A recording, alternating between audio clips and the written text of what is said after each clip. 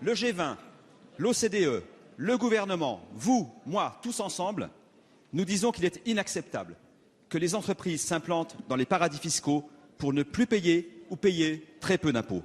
Ces dizaines de milliards qui s'évaporent, c'est la dette, une perte de croissance, une concurrence déloyale pour de nombreuses PME, une injustice fiscale et un péril démocratique. Or, 3 faits récents viennent entacher la crédibilité de la France dans sa volonté de mettre fin à ces pratiques désastreuses.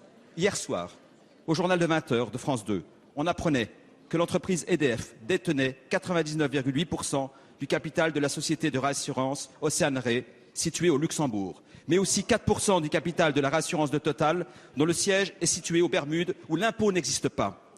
Ce week-end, c'était l'annonce de la cession de l'État d'une participation majoritaire dans l'aéroport de Toulouse-Blagnac à un groupe sino-canadien immatriculé dans les paradis fiscaux, aux îles Vierges et aux îles Caïmans. Et que les concurrents, y compris français, y soient aussi implantés ne change rien à nos problèmes. Enfin, la semaine dernière, la loi de finances rectificative pour 2014 actait un régime fiscal dérogatoire pour l'organisation en France de l'Euro 2016, résultat d'une entente fiscale entre le gouvernement précédent et l'UEFA, et que ce gouvernement, le nôtre, propose malheureusement d'étendre à l'ensemble des manifestations sportives internationales d'ici 2017 ce dispositif, dans la veine des négociations scandaleuses opérées au Luxembourg entre les multinationales et le gouvernement Juncker, nous inquiètent. Ces 3 exemples, auxquels le gouvernement est étroitement lié, sont en contradiction avec nos objectifs. Dans ce contexte de doute, Monsieur le Ministre, pouvez-vous nous assurer que la France prendra en 2015, dès 2015, les décisions nécessaires à concrétiser les mesures BEPS du G20 et de l'OCDE contre les abus fiscaux des multinationales? Merci. La parole est à Monsieur Michel Sapin, ministre des Finances et des Comptes publics. Merci Monsieur le Président, Mesdames, Messieurs les députés, Monsieur le député Alauzet. Merci de cette question qui va me permettre de préciser très exactement les choses.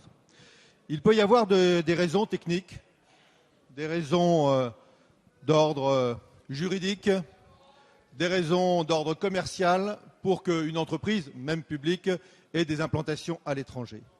Mais je vous le dis très clairement, je ne tolérerai aucune implantation qui le serait pour des raisons d'optimisation fiscale. Je le dis clairement et je le dis et nous le disons avec le ministre de l'économie à l'ensemble des entreprises publiques dans lesquelles évidemment l'État est présent. Et il nous sera rendu compte très exactement des implantations éventuelles, des raisons pour lesquelles ces implantations ont lieu et à partir de là, des décisions qui devront être prises pour mettre fin à des mécanismes d'optimisation fiscale.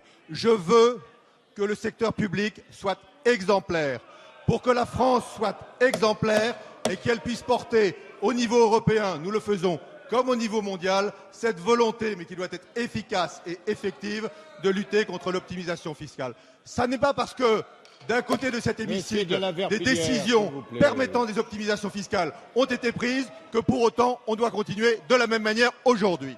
Je le dis clairement et simplement, parce que cette bataille contre l'optimisation fiscale, elle est absolument indispensable si nous voulons à la fois respecter les individus, les citoyens qui veulent que l'impôt soit justement réparti et qu'il soit effectivement perçu, mais c'est aussi indispensable au bon fonctionnement de notre économie, car cela crée sinon des distorsions de concurrence entre les entreprises, elles sont très nombreuses, qui respectent et la loi et la morale, et celles qui ne le respecteraient pas. Voilà la priorité qui est la mienne, qui est la nôtre. Au cours de l'année 2015, oui, monsieur le député, en Europe, nous aurons avancé concrètement pour lutter contre les optimisations fiscales qu'à juste titre, vous êtes en train de dénoncer. Merci, Monsieur le Ministre.